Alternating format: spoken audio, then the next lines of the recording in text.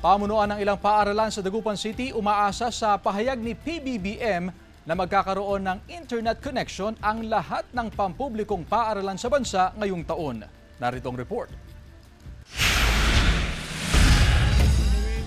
Sa nakalipas na State of the Nation address ni Pangulong Ferdinand Marcos Jr. noong Hulyo, inihayag niyang magkakaroon na ng koneksyon sa internet ang lahat ng pampublikong paaralan sa bansa bago matapos ang 2025. Ikinatuwa ito ng pamunuan ng mga paaralan sa Pangasinan. Base kasi sa tala ng DepEd Regional Office 1, nasa 89 na elementarya at 27 sekundarya pa ang walang internet access sa probinsya. Batid ng punong guro ng Dagupan City National High School ang kahalagahan ng internet connection.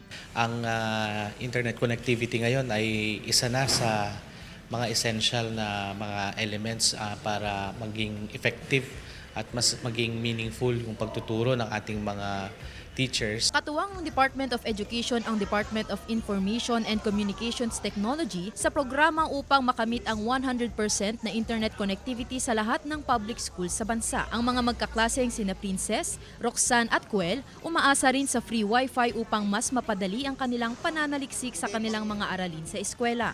Para po mapabilis yung mga pagre-research po namin or pag-aaral po namin.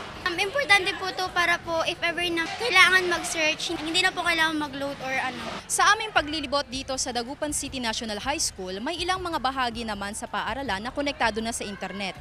Gayunpaman, ang mga internet connection na ito ay ginagamit lamang para sa academic purposes ng mga guro at estudyante. Sa ngayon, halos 35,000 public schools na ang may internet access habang 12,000 public schools pa ang walang internet sa buong bansa ayon sa DepEd. Kasama si Daryl Peralta, Sandy Salvacio, One North, Central Luzon.